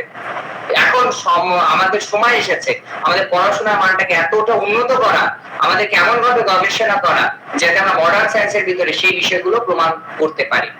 তো ধন্যবাদ সকলকে। যদি আপনাদের কারো কোনো প্রশ্ন থাকে আপনারা করতে পারেন। বলুন। আমার স্যার ওই 46 ক্রোমোজোমে বললেন ডিপ্লোম্যাটিক, যে 46 ক্রোমোজোমে যে কি বললেন চিকিৎসা মেডিসিনের কথা কি বললেন? অ্যাকচুয়ালি আপনাকে আমি পুনরায় বলছি, আসলে আমাদের যে ক্রোমোজোম দুটো তো মিলিত হচ্ছে, পিতার মাধ্যমে আসছে, সহজভাবে বুঝুন। ওটা ব্যাখ্যা পরে যদি করবো, যখন আপনারা ওই ক্লাস করবেন, দেখেন একটা শুক্রাণু, একটা ডিম্বাণু, পিতার শরীর থেকে যাচ্ছে শুক্রাণু, সেখানেও ক্রোমোজোম আছে। মার ভিতর থেকে আসছে ডিম্বাণু, সেটার মধ্যে ক্রোমোজোম আছে। দুইটা ক্রোমোজোম যখন মিলিত হচ্ছে তখন জাইগোট হচ্ছে, তখন প্রাণের উদ্ভব হচ্ছে। ওই প্রাণের ভিতরেই যদি ক্রোমোজোমাল কোনো প্রবলেম থাকে, এই জিনিসটা যখন পিতা একটা নেগেটিভ থিঙ্কিং করতেছে, মা যখন খুব স্ট্রেসে থাকছে, ওই প্রভাবটা আমার বাচ্চার পরে পড়ছে। আমরা শুধু ডিজিজ কে দূর করতে পারি না, ওই রোগটার মূল কারণটাকে দূর করে দেওয়া যায়। এটাই হোমিওপ্যাথির সবথেকে বড় বিউটি। আগামী দিনে আপনার প্রত্যেকে পার্সোনাল মেডিসিনের দিকে ধাবিত হতে চলেছেন। কেন? ব্যক্তি স্বতন্ত্র ওষুধ। ব্যক্তি স্বতন্ত্র ওষুধ কি করে? জেনেটিক কোডকে ডিকোড করে। আমাদের 8000 মেডিসিন রয়েছে যেটাকে আমরা ডিজিজ ওরিয়েন্টেড ট্রিটমেন্ট করতে পারি, কিন্তু খুব সীমিত সংখ্যক ওষুধ রয়েছে যে ওষুধগুলো প্রয়োগ করলে আমরা জেনেটিক কোডকে ডিকোড করতে পারি, যেগুলোকে পার্সোনালাইজ মেডিসিন বলা হচ্ছে। সকল ওষুধই পার্সোনালাইজ, কিন্তু তার মধ্যে সুগভীর জেনেটিক কোডকে ডিকোড করতে পারে, অর্থাৎ অটো ইমিউন ডিজিজকে প্রতিরোধ করতে পারে বা প্রতিরোধ করা সম্ভব হতে পারে, এরকম আমরা কি পাচ্ছি, আমরা ওষুধ প্রয়োগ করে একটা সম্ভাবনা আসার আলো পাচ্ছি। এই আলোটাকে আমরা তখনই প্রমাণ করতে পারবো যখন আপনার এই অ্যানাটমি ফিজিওলজিতে ভালো দক্ষ হবেন, যখন আপনার প্যাথোলজিক্যাল সম্পূর্ণ জ্ঞান থাকবে। আপনি তখন প্রত্যেকটা প্রেসক্রিপশন করবেন, আপনি অটোইমিউন ডিজিজের জন্য আপনি পরীক্ষা দিবেন, প্যাথোলজিক্যাল টেস্ট দিবেন, কি করবেন, এই পরীক্ষা করেন, আপনার জিনোম সিকোয়েন্স করেন। এই পরীক্ষাগুলো যখন আপনি বারংবার দিবেন, তখন আমরা এই অটোইমিউন ডিজিজ, যেমন ডুচেন মাসকুলার ডিস্ট্রফি, এই ধরনের যে রোগগুলো আছে যেগুলো কোনো ট্রিটমেন্ট নাই, একটা ট্রিটমেন্ট করতে গেলে গভর্নমেন্টের থেকে কোটি কোটি টাকা বাজেট করতেছে, কিন্তু তারা যে ট্রিটমেন্ট করে যে পরিবর্তনটা আনছে, আমরা হোমিওপ্যাথি ডাক্তাররা সেই পরিবর্তনটা আনছি, কিন্তু আমাদের কোনো মান নাই বা আমরা কেউ বলতে পারবো না কেন আমার বুঝতে পেরেছেন? বুঝতে পেরেছি স্যার। আরেকটা হলো যে মানে আপনি আমাদের তো এতটা পড়া সম্ভব নাই, আপনি পড়াটা বেঁধে দেবেন যে এইখান থেকে এই পর্যন্ত পড়ে আপনারা আসবেন, সেইটা সঠিক হবে। ধন্যবাদ। আপনাকে পড়া বেঁধে দেওয়া না, আমি মনে বলেছি আপনাদের টিস্যু সম্পর্কে পড়ে আসতে, কারণ এখানে যারা আছেন প্রত্যেকে যারা টিচার হিসেবে আছেন, তারা তো যেমন আমার টিচার, আমি বলি আলামিন মেধা স্যার, আমি তার কাছে শিখেছি, আমি ওর কাছে অনেক কিছু শিখেছি। আজকে তার সাথে ক্লাস করার সৌভাগ্য হয়েছে। আমার বয়স কিন্তু অনেক বেশি না, আপনারা হয়তোবা আমাকে শিখেছি।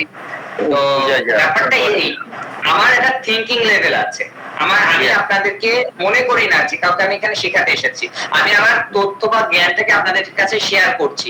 আমি মনে করেছিলাম যে না, আমাদের হোমিওপ্যাথি ডাক্তারদেরকে এভাবে শেখা উচিত, এভাবে যদি শিখতে পারে তাহলে তারা ভালো কিছু করতে পারবে। এখন আমি যেহেতু এভাবে আমার চিন্তা ভাবনা, অনেকেই অনেক প্ল্যাটফর্মে অনেক আমার যারা শ্রদ্ধেয় গুরু বা চিকিৎসক যাদের কাছে আমি শিখি, তারা মনে করে যে না, তাহলে তুমি যদি এইভাবে শেখাতে চাও তাহলে তুমি একবার ট্রাই করে দেখো।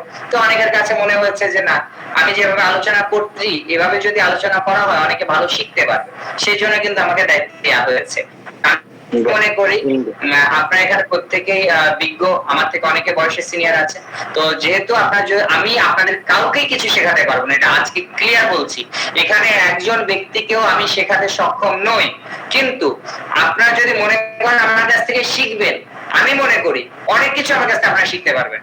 সেরকম অনেক তথ্য আমার কাছে আছে, যে তথ্যগুলো যদি আপনারা জানেন আপনারা অনেক সমৃদ্ধ হবেন, অনেক ক্রিটিক্যাল পেশেন্ট আপনারা দেখতে পারবেন, এবং যখন আপনি পার্সোনালি একটা পেশেন্ট কিওর করবেন, এরকম অনেক ক্রিটিক্যাল পেশেন্ট যখন দেখবেন, তখন আপনি মনে করবেন যে আসলে যোগ্যতাটা, তার যোগ্যতার উপরেই কিন্তু মানুষ তাকে মূল্যায়নটা করে। তো বয়সটা কিন্তু আসলে আপেক্ষিক। যে কেউ, যেমন আপনার বর্তমানে দেখবেন যে বয়স, অনেক অল্প বয়সে অনেক অনেক কিছু করছে, ঠিক আছে? তো আমি মনে করি আপনি ভালো করতে পারবেন। বয়স নট ফ্যাক্টর, কর্মটাই সবচেয়ে বড়। কর্ম যে উঁচুতে সেই শ্রেষ্ঠ, বয়স ফ্যাক্টর না স্যার, তার চেয়ারটা সবসময় উঁচুতে থাকে। তো এখন আপনাদের যদি আর কারো কোনো প্রশ্ন থাকে, আজকের আলোচনা সংক্রান্ত যদি কোনো প্রশ্ন থাকে তাহলে আপনারা করতে পারেন।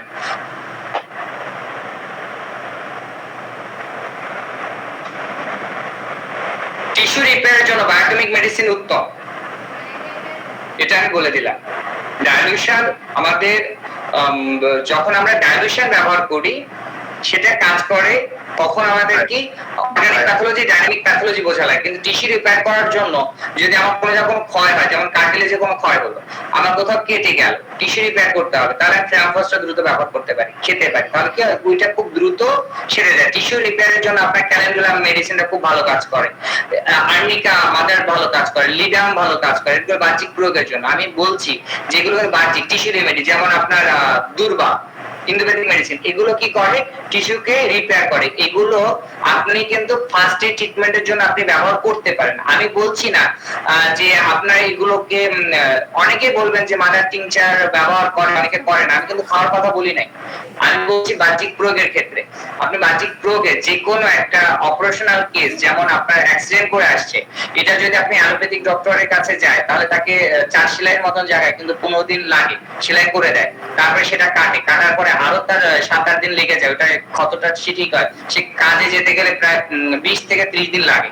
কিন্তু আপনি যদি হোমিওপ্যাথিক ওষুধ সঠিক জানেন, আমি বলবো 72 ঘন্টা লাগবে না, তার সে কর্মক্ষম হয়ে যাবে এবং সে যেতে পারবে। ম্যাক্সিমাম 4 সেলাইয়ের মতন জায়গা, শুধুমাত্র কয়েকটা জয়েন্টের যদি কেটে যায় তাহলে সেটা একটু সময় নেয়, কিন্তু অন্য যে সকল জায়গা যে নাড়াচাড়া লাগে সেই সকল জায়গায় 4 সেলাইয়ের মতন জায়গা কিছু টিস্যু পরিবর্তন করার জন্য, যেমন আর্নিকা, আপনার ক্যালেন্ডুলা, দুর্বা, ফেরামফস, এই ধরনের কিছু ওষুধ দিয়ে কিন্তু আপনি এখানে তার ওই ক্ষতটা পূরণ করতে পারবেন। ঠিক আছে, ধন্যবাদ সকলকে।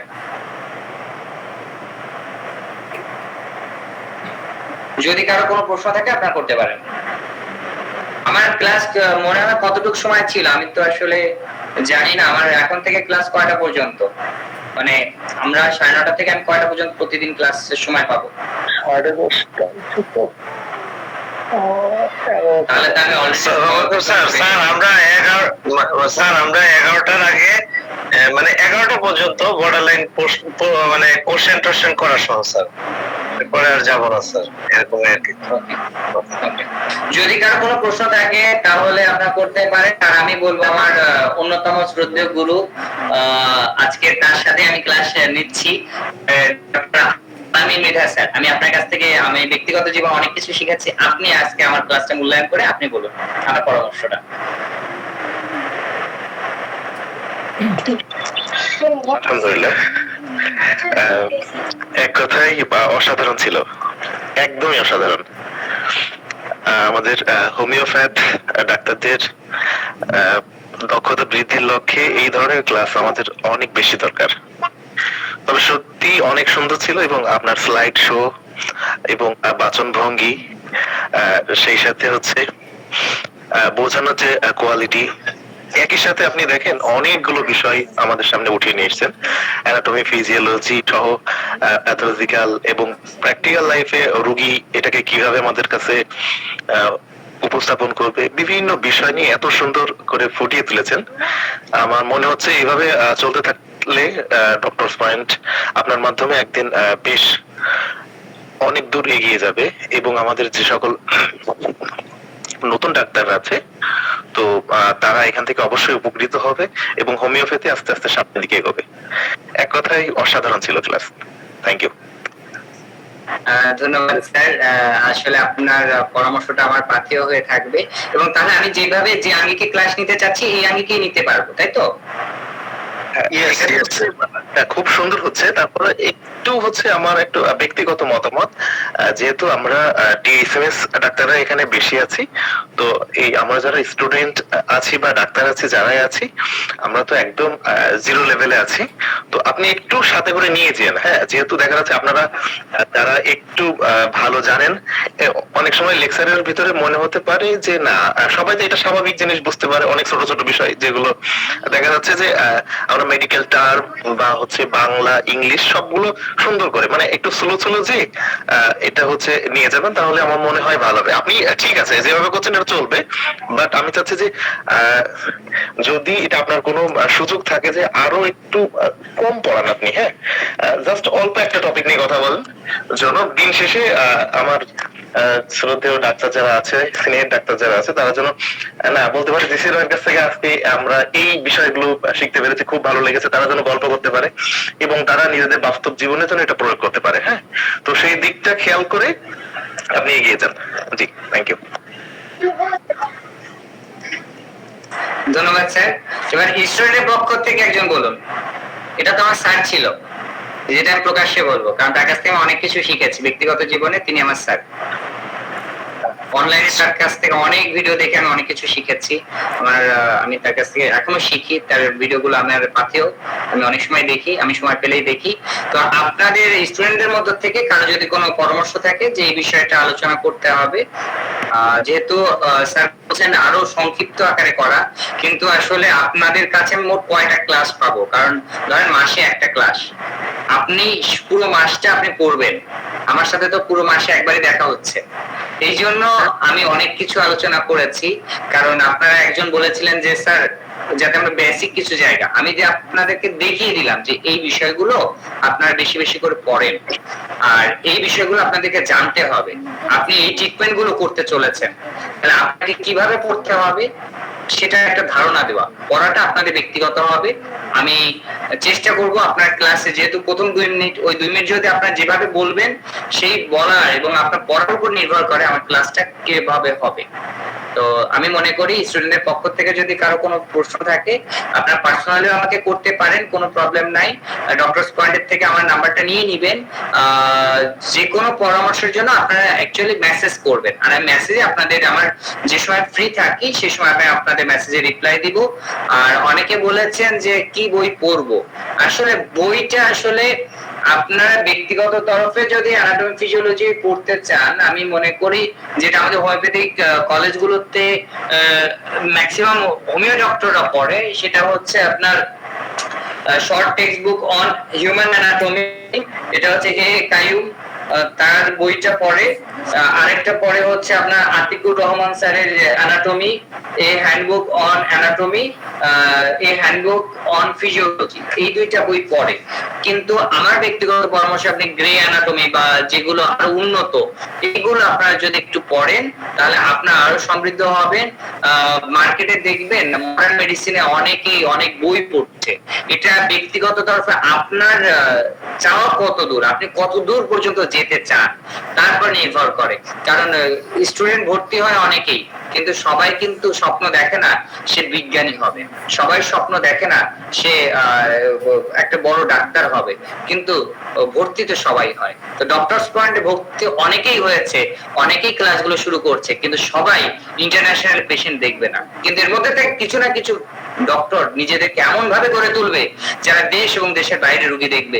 যেমন ইন্ডিয়া থেকে বর্তমানে ডক্টর রাজেন শঙ্করন বলেন, ডক্টর এসপি দেব, পি ব্যানার্জি, এরা কিন্তু দেশ এবং দেশের বাইরে একদম স্বনামধন্য। ডক্টর ফারুক জি মাস্টার, তো ডক্টর সপ্তর্ষি ব্যানার্জি, ডক্টর প্রফুল্ল বিজয়কার, এরা কিন্তু ডক্টর সেগালের সন্তান যোগেশ সেগাল, তারপরে সঞ্জয় সেগাল স্যার, এনারা কিন্তু দেশ ও বিদেশে কিন্তু প্রচুর, ডক্টর সুনির্মল সরকার, এরা কিন্তু এক একটা লিজেন্ড, হোমিওপ্যাথিতে এক একজন লিজেন্ড, তারা দেশ বিদেশে শেখাতে যাচ্ছে। আমাদের পার্শ্ববর্তী দেশ ভারতের থেকে, আমাদের বাংলাদেশ থেকে বাইরের দেশে যাবে, অবশ্যই আমি বিশ্বাস করি আপনারা নিজেদেরকে গড়ে তুলুন। তারা যদি পারে, আপনি কেন পারবেন না? তাদের যদি যা আছে, আপনার কি তা নাই? আপনার কি সেই বিষয়গুলো, আপনার আমাদের সৃষ্টিকর্তাকে আপনাকে সেই বিষয়টা দেয় নাই? আপনার তো প্রত্যেকটা অঙ্গ আছে, আপনার তো, আপনি যদি চেষ্টা করেন আপনি অবশ্যই পারবেন। আপনি ডক্টর দেবী শেঠি যেভাবে সুনামের সহিত তিনি একটা প্ল্যাটফর্ম তৈরি করেছে, আমি মনে করি আপনাদের মধ্যে থেকে কেউ না কেউ দেবী শেঠির মতো নিজেকে চিন্তা করেন। আমি তিনি যে বিষয় রোগী দেখেন, তিনি হার্টের সার্জন হিসেবে তো ওয়েল নন সারা পৃথিবীতে, এক একজন এক এক বিষয়ে রোগী দেখেন, তো তারা সেই বিষয়ে সমৃদ্ধ হয়েছেন। আমি কেন সমৃদ্ধ হব না? আমি কেন ভালো হব? এই প্রশ্নটা নিজেকে করেন, নিজেকে জানেন, আপনার শক্তিকে আপনি জাগ্রত করেন, আপনি আগামী দিনে বিশ্বকে জয় করতে পারবেন। ধন্যবাদ সকলকে। তাহলে শুভরাত্রি, 11টা বেজে গেছে, তাহলে আমি লিভ দিব, আর যদি কারো কোনো প্রশ্ন থাকে আপনারা করতে পারেন। ধন্যবাদ। আপনার আগে সপ্তাহে একটা ক্লাস ছিল না, সব প্রতি রবিবারে, সেটা বন্ধ হলো? অ্যাকচুয়ালি আমি যে রুটিনটা দেখেছিলাম সেখানে তো মনে হয় আমার একটাই ক্লাস হয়েছে মাসে। তো সপ্তাহ হলে ভালো আপনাকে। রতন স্যার, আমরা বিষয়টা ক্লিয়ার করছি। আমাদের কিন্তু এখন স্কিল ডেভেলপমেন্টের ক্লাস থাকে সপ্তাহে 5 দিন হতো, কিন্তু এখন আমাদের মাসেই 12টা ক্লাস হবে। স্কিল ডেভেলপমেন্টের ক্লাস মাসে 12 দিন, আর হচ্ছে আমাদের উন্মুক্ত ক্লাস মাসে 12 দিন, অর্থাৎ একদিন পর ক্লাস হবে। আর আমাদের এই যেহেতু 5টা subject, veterinary, medical, anatomy, physiology, তারপর হচ্ছে রেপার্টরি, অর্গানন, মেডিসিন, এরকম 5টা সাবজেক্টের উপর আমাদের ক্লাস নিতে হচ্ছে। এই জন্য অর্গাননটা আমরা শুধু ভেটেরিনারি মেডিকেল সপ্তাহে প্রতিদিন পাচ্ছি, আর প্রত্যেকটা সাবজেক্টই মাসে সপ্তাহে শুধুমাত্র 2টা করে ক্লাস পাচ্ছি। তো সেক্ষেত্রে আমাদের হচ্ছে অ্যানাটমি, ফিজিওলজি মাসে আমাদের ক্লাস হচ্ছে মাসে 2টা ক্লাস হবে। এর মধ্যে আমাদের ডাক্তার আলম আহমেদ স্যার একটা ক্লাস নেবেন এবং ডাক্তার বিশিরা স্যার একটা ক্লাস নেবেন। বিষয়টা থেকে ক্লিয়ার?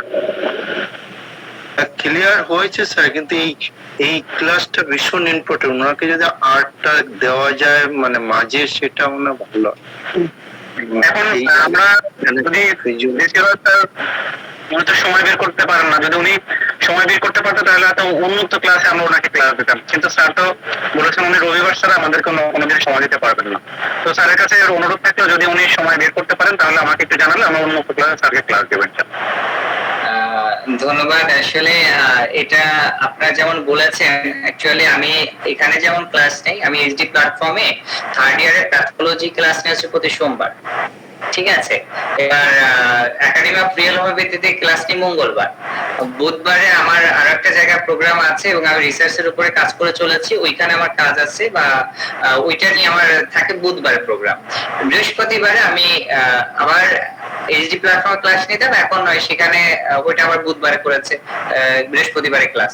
তো বৃহস্পতিবার দিন আবার আমার অন্যান্য, আমার ফেসবুক লাইভ শো, অন্যান্য জায়গায় প্রোগ্রাম থাকার কারণে এই মুহূর্তে আমি সময় দিতে পারবো না। তবে রবিবারটাই আমি সময় দিতে পারবো। যদি রবিবারের মাঝখানে যদি আপনার কোনোদিন ডাকেন তাহলে আমি পারবো, ঠিক আছে, অন্যদিন সম্ভব না। স্যার কোন দিন বললেন রবিবার ছাড়া? অন্যদিন বলিনি আমি, অন্যদিন আমার অন্যান্য জায়গায় প্রোগ্রাম শিডিউল বাধা রয়েছে, আমি সেটা বলেছি। জি, আচ্ছা স্যার, আমি আপনাকে আরেকটা বিষয় বলি। আমাদের ডাক্তার আলম আহমেদ স্যারের একটা ফেসবুক পেজ রয়েছে, উনি ওখানে উনি সময় মতো যখন সময় পান তখন উনি ওখানে কিছু লেকচার দেন বা ক্লাস নেন বা লাইভ করেন। তো স্যার আমার মনে হয় যে প্রত্যেকটা স্যারেরই মানে যদি অনলাইন পরিচিতির জন্য একটা পেজ বা আইডি থেকে এরকম মাঝে মাঝে যদি স্যার আপনি কিছু ক্লাস নিতেন এই বেসিক অ্যানাটমি ফিজিওলজির উপরে, আপনার যখন সময়, এটার জন্য তো নির্দিষ্ট বাধা ধরার কোনো টাইম নেই। আমরা এই ক্লাসগুলো রাত্রে ছাড়া করতে পারি না, কিন্তু আপনি ফেসবুকে একটা লাইভ করলেন বা একটা ক্লাস নিলেন, যদি আপনার আইডিতে থাকে আমরা এখানে গ্রুপে লিঙ্ক দিয়ে দিলাম, তখন কিন্তু এটা বিষয়টা ইজি হয়। কারণ আমরা এটাই বুঝি যে একটা অ্যানাটমি ফিজিওলজির মতো বিস্তৃত বিষয়গুলো মাত্র 2টা ক্লাসে কখনোই পসিবল না। তো বিষয়টা স্যার যদি বিবেচনা করা যায় যে আপনি কোনো একটা নির্দিষ্ট প্ল্যাটফর্মে নিজস্ব প্ল্যাটফর্ম আছেন, সেখানে কোনো গৃহ বিনোদন বা হচ্ছে একাডেমিক রিনোমেন্ট এরকম না, আপনার ব্যক্তিগত, যেমন আরামের স্যারের ব্যক্তিগত প্ল্যাটফর্ম আছে, আলাদা তারপর আমাদের ডক্টর নাজমুল ইসলাম স্যারের একটা প্ল্যাটফর্ম আছে, আপনার একটা প্ল্যাটফর্ম হোক, এটা আমরা চাই। যাক, ঠিক আছে, আপনাদের পরামর্শটা ভালো লাগলো। আমার আসলে নিজস্ব প্ল্যাটফর্ম বলতে আরোগ্য হোমিও ক্লিনিক, এটা আমার একটা পেজ আছে, তো ওখানে কোনো কিছু কখনো করি নাই। তো আপনাদের সুবিধার্থে হয়তো আমি আগামীতে, ইচ্ছা আছে, আপনি যেটা আজকে বললেন, তাহলে আপনাদের জন্য শর্ট প্রত্যেকটা বিষয়ে ছোট ছোট টপিক করে আমি আলোচনা করব 3D মডেলের মাধ্যমে, আপনাদের জন্য যাতে সুবিধা হয়। থ্যাংক ইউ স্যার, আপনাকে অসংখ্য ধন্যবাদ। আশা করি আমাদের স্টুডেন্ট যারা আছে সবাই এই বিষয়টা উপকৃত হবে এবং এটা আমাদের জন্য